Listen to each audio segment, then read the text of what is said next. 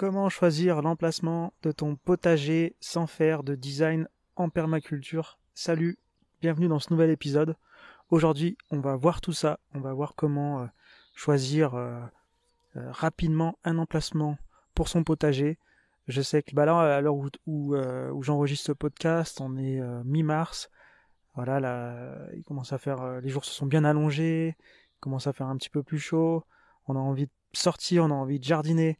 Et je sais qu'il y en a pas mal d'entre vous qui ont oublié un petit peu cette histoire de jardin, qui avait peut-être un petit projet d'avoir un jardin, un de ces quatre, un jour, et puis qui ont un petit peu oublié ça, et puis là ils commencent à faire, bon, on a envie de sortir, et le désir revient, et on se dit, bah ouais, finalement, pourquoi pas lancer un potager, mais voilà, on sait pas trop comment s'y prendre, on sait pas trop où on va mettre ce potager dans le jardin, on sait qu'il faut y mettre au soleil, mais voilà, voilà, le but de ce podcast, c'est vraiment de vous filer un coup de main là-dessus, de vous aider. C'est vraiment on va pas parler donc de design, on va vraiment essayer de trouver un moyen rapide de lancer un potager sans trop se tromper, mais ça n'enlèvera pas le fait que faire un design, ça va vraiment vous aider à créer un écosystème durable et vraiment intégré à l'environnement et cohérent. Mais voilà, aujourd'hui, spécial podcast pour les retardataires. Alors pour commencer, je voulais euh, introduire avec un principe de permaculture, c'est le principe numéro 7, principe de permaculture numéro 7 de David Holmgren, qui dit que la conception des motifs au détail. Donc il y a euh, il y a eu plusieurs façons, plusieurs dérivés de ce principe. Là, il y en a qui l'appellent différemment. Mais voilà, le principe de base, c'est la conception des motifs au détail. On peut aussi parler de global au détail. Mais en gros, voilà, quand on aménage un jardin en permaculture, en l'occurrence là, si on parle du potager, on va pas aller dans les détails. Voilà, comment je vais organiser mon potager. On va pas d'abord imaginer son potager et ensuite essayer de l'intégrer comme ça dans ce jardin, mais on va plutôt voilà, se dire bah, globalement où est-ce que je dois placer mon potager. Et ensuite, on va un petit peu plus zoomer et se dire bah voilà, dans mon potager, qu'est-ce que je veux, etc., etc. Donc, au lieu de partir tout de suite dans les détails, dans ouais, est-ce que je vais mettre telle plante, ou est-ce que je vais faire des trucs plutôt carrés, plutôt rectangulaires, plutôt circulaires, non. On va d'abord se demander globalement où est-ce que c'est le meilleur endroit pour mon potager. Et voilà, donc c'est sur ça vraiment qu'on va se concentrer, sur ça que tu dois te concentrer si tu veux démarrer comme ça rapidement, sans faire de design, sans trop savoir comment ton jardin va s'organiser. Concentre-toi sur comment, à quel endroit, quel est le meilleur endroit pour mon potager. Et là, voilà, vous donner, je vais te donner plein de cartes, plein de d'astuces pour comprendre ça, une petite piste, une petite méthodologie, appelle ça comme tu veux. Et donc voilà, donc principe numéro 7, la conception des motifs au détail. On part d'abord du global et après on va au détail. Et si on est un petit peu paumé dans les détails, hop, on revient au global et ainsi de suite. Et c'est comme ça qu'on s'en sort, qu'on avance comme ça dans son design. Donc, première chose que je voulais aborder, c'est, dis-toi que plus ton potager est visible, mieux il sera entretenu. Si toi, tu mets ton potager ou ton composteur, souvent on voit des composteurs comme ça au fond du jardin qui sont abandonnés, eh ben, naturellement, il sera moins bien entretenu.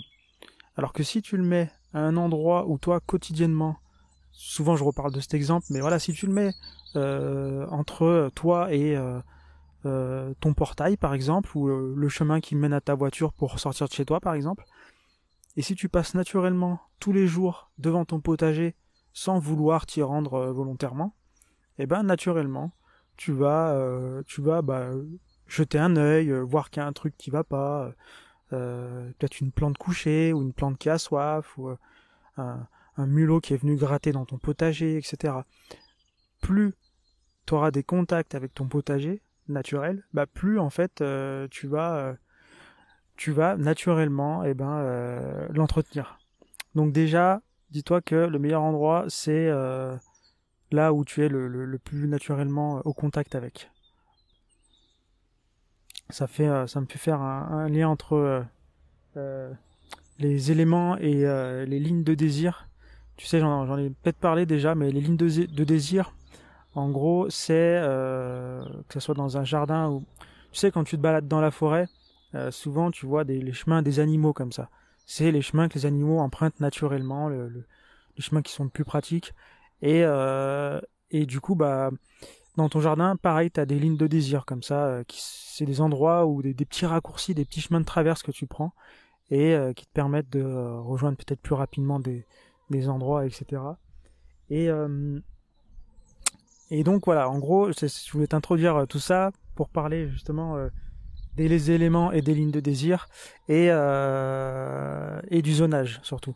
Donc le zonage, petit rappel, on a en permaculture 5 zones. La zone 0, c'est ton lieu de vie, c'est là où tu vis quotidiennement, donc c'est là où tu as le plus d'interactions. La zone numéro 1, ça va être les éléments toujours autour de ton lieu de vie, donc autour de ta maison. Ça va être les éléments où tu vas avoir une fréquentation quotidienne. Donc idéalement, ton potager, tu le mets en zone 1. Ensuite, la zone 2, c'est plus une zone où tu vas avoir des éléments qui sont plus où tu vas aller que tu vas aller voir plusieurs fois par semaine de manière générale. Et, euh, et donc, voilà, désolé, je suis un petit peu déconcentré, mais on est reparti. Donc, la zone 3, ça sera plusieurs fois par mois, jusqu'à la zone 5 où on va jamais. Pour rappel, un élément, ça peut être le potager, le composteur, etc. Donc, donc voilà, petit rappel pour dire que les chemins, donc les lignes de désir, ce dont on parlait, les lignes que tu vas prendre comme ça en tant que raccourci, et les chemins que tu as dans ton jardin, ils ont aussi une influence sur le zonage. Donc oublie pas que tout ça, ça a une influence. Donc, parce que naturellement, quand tu empruntes des chemins, eh ben, ils te mettent au contact des différents éléments. Je sais pas si j'ai été clair en gros, mais souviens-toi que plus c'est naturel pour toi de passer devant ton potager, mieux c'est. Donc, donc voilà pour ça. Et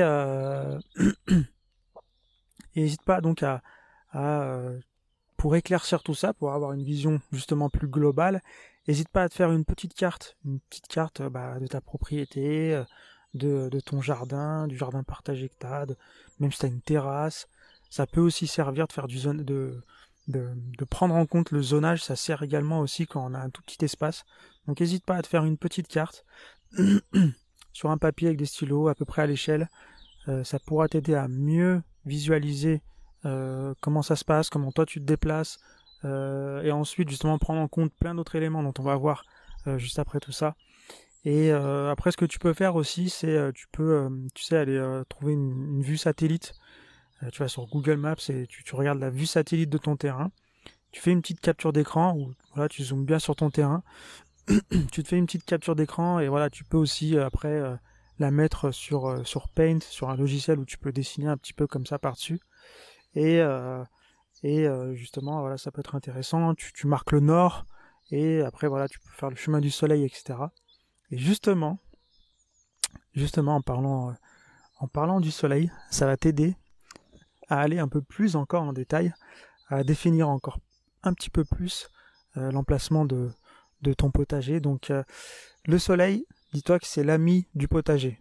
Effectivement, la plupart du temps, quand on met des plantes dans son potager, c'est des plantes qui font des fruits. Et les plantes à fruits, c'est celles qui ont le plus besoin de soleil pour justement faire des fruits, faire mûrir les fruits, etc. Donc, plus tu auras de soleil, mieux c'est. Euh, mais attention quand même, parce on le remarque de plus en plus que voilà, le soleil c'est bien, mais des fois un petit peu d'ombre c'est pas mal. Moi je l'ai remarqué à plusieurs reprises sur mes plants de tomates. La plante de tomate c'est quand même une plante qui résiste assez bien à la sécheresse au niveau de ta terre, quoi. Elle arrive à, à résister à de la sécheresse au niveau du sol, quoi, au niveau racinaire. Mais des fois, trop de soleil sur les tomates, elles font la gueule, elles sont flétries. Ça peut aussi les bloquer dans leur croissance. Et souvent, on arrive en juillet, surtout quand on fait de la culture sur les balcons, avec toute la réverbération qu'il y a des murs, etc. Euh, la lumière, la chaleur qui se reflète de partout et qui fait que c'est un véritable four.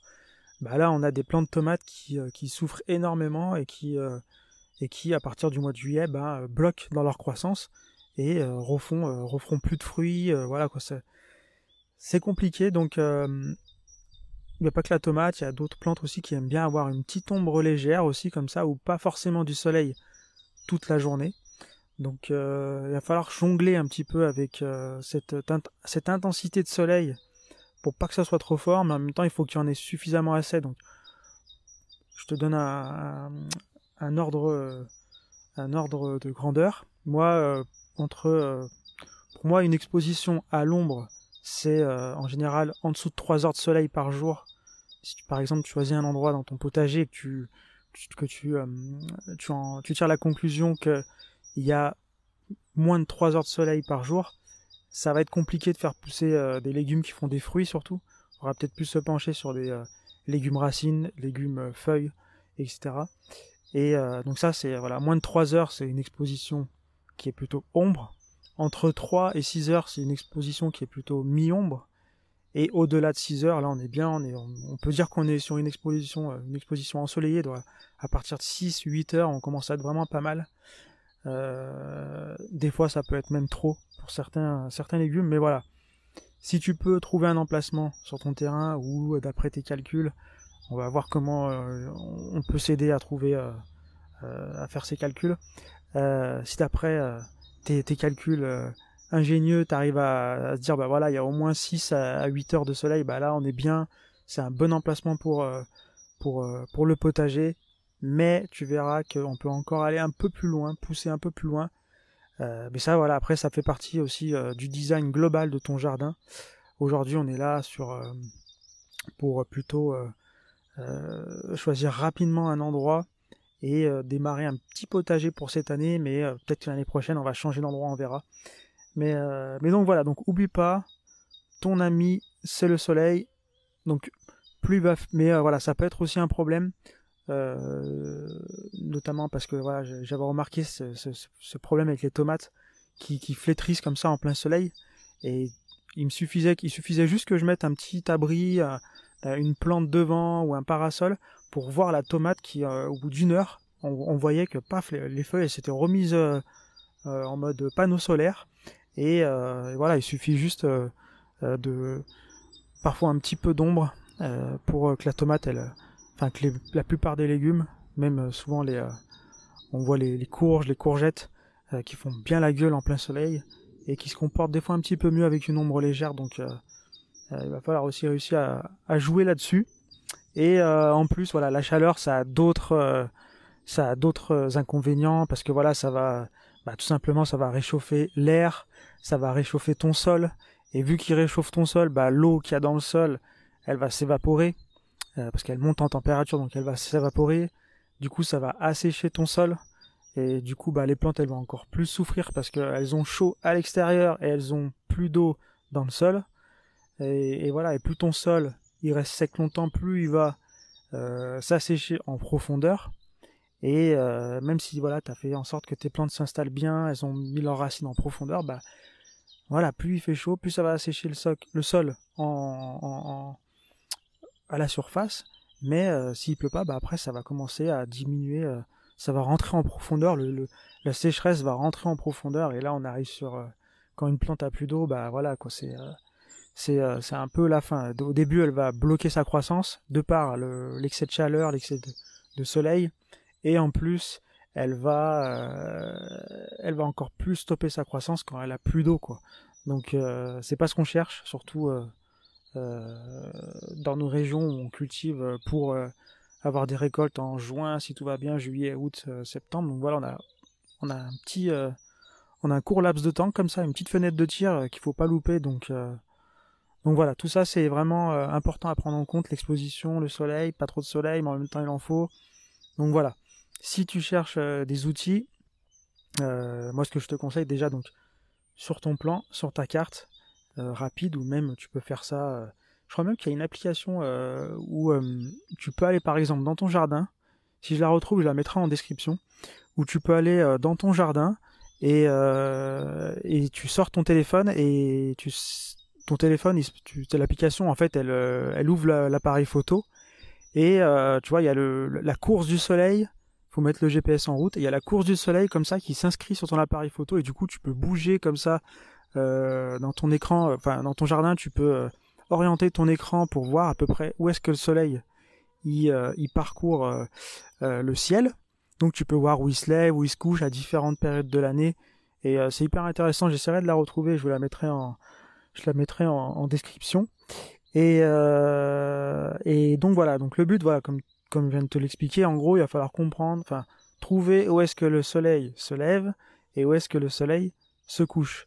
Et à ce moment-là, tu vas pouvoir mieux déterminer là où est-ce qu'il y a au-delà des fameux 6 à 8 heures d'ensoleillement. Du coup, bon, je sais pas si vous l'avez entendu, il y a un cheval là qui se fait plaisir. Et du coup, voilà. Donc, n'hésite pas à te faire une petite carte. Et il y a un site internet qui s'appelle, si je me souviens bien, c'est Sun Earth Tools. Donc ça s'écrit SUNEARTHTO2LS. Et je crois que c'est .com ou .fr quelque chose.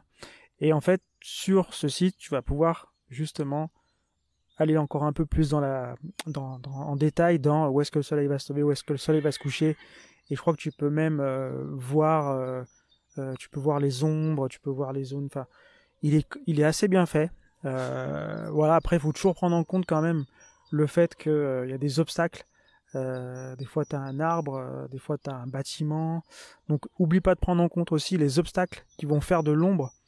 Et voilà. Mais déjà avec sunearthtools.com ou .com, je crois, et ben déjà avec ça, tu vas pouvoir aller un petit peu plus loin pour déterminer là où est-ce qu'il y aura le plus de soleil et où est-ce que c'est le plus intéressant pour intégrer ton potager.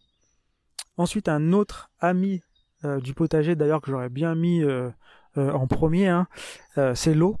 Donc, quand je parle d'eau, donc oui, il y a l'eau des ruissellements, il y a l'eau de ruissellement, l'eau de pluie, etc. Mais il y a aussi toi quand tu vas devoir aller arroser ton potager. Donc prends bien en compte ça aussi.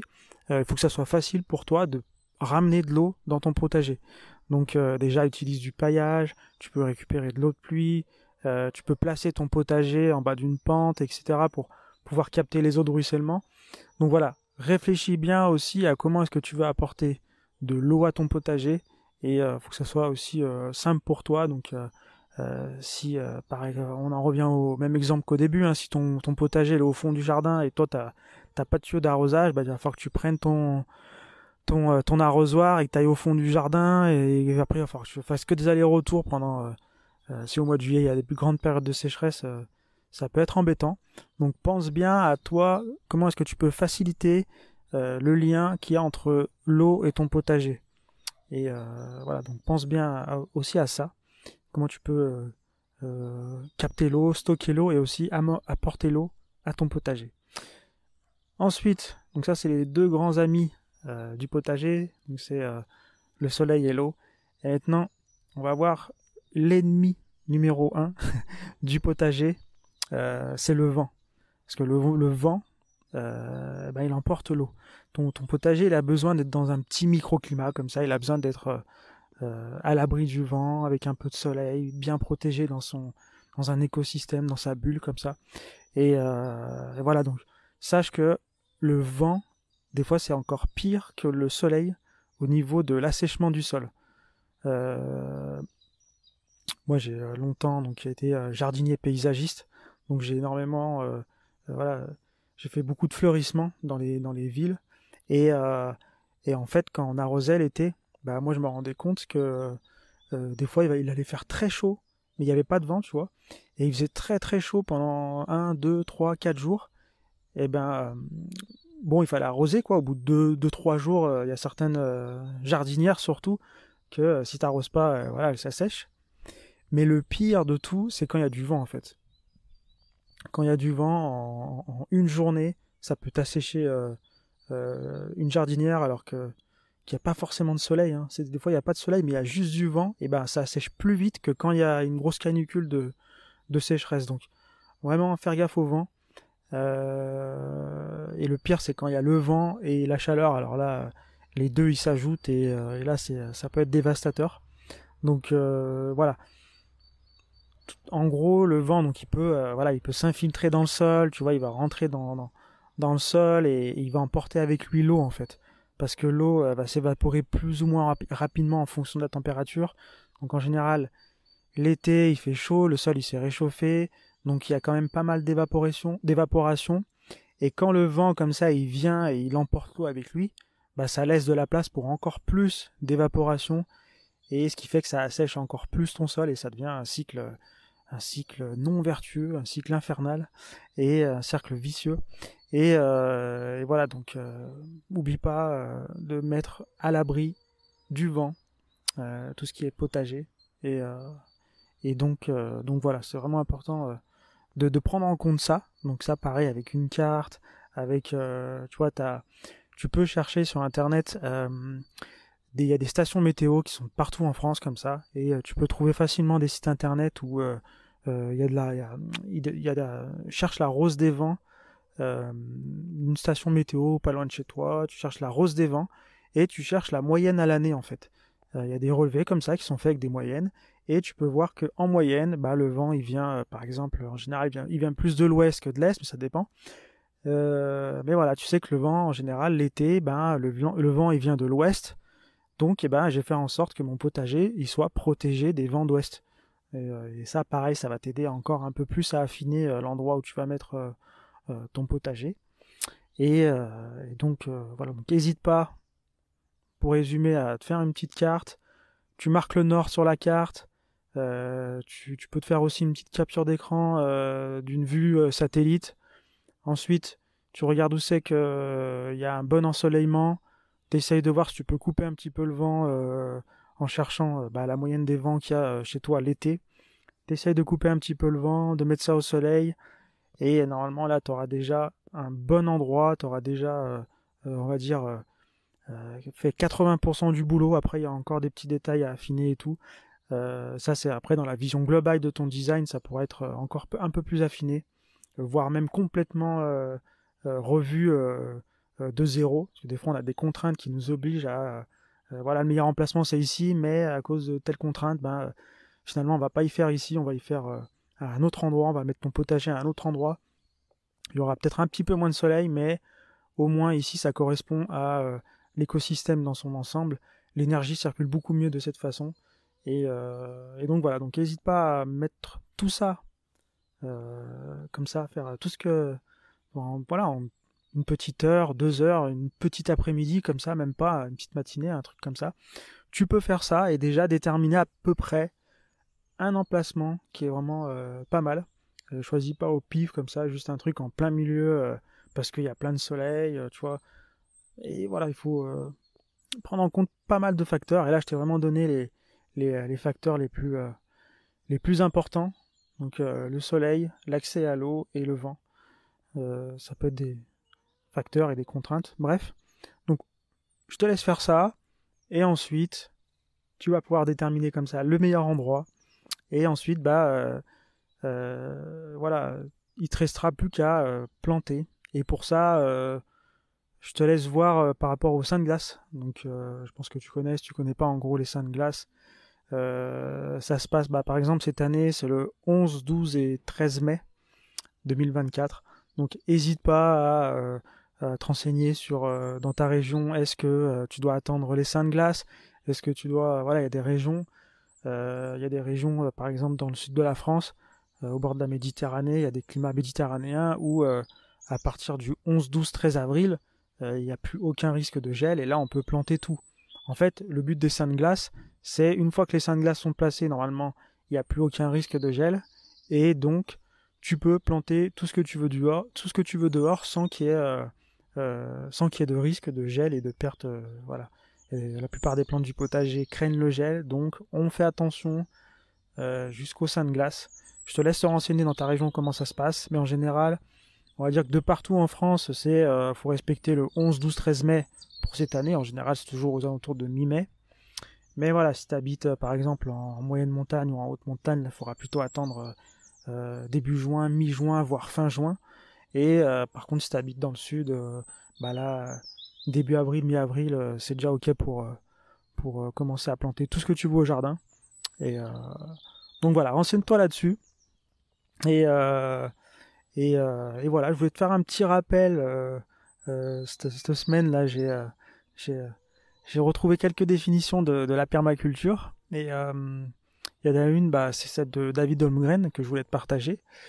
N'oublie pas que la permaculture, donc ça c'est David Holmgren qui le dit, la permaculture est un aménagement consensueux du paysage qui imite les modèles trouvés dans la nature, qui produit en abondance de la nourriture, des fibres et de l'énergie pour combler les besoins locaux. Donc quand il parle de besoins locaux, c'est vraiment créer un truc, un écosystème autosuffisant, où on réutilise les déchets en ressources, on les transforme en ressources, et on n'a pas besoin de faire rentrer des ressources, enfin du moins on a de moins en moins besoin de faire rentrer de ressources dans son potager, dans son écosystème.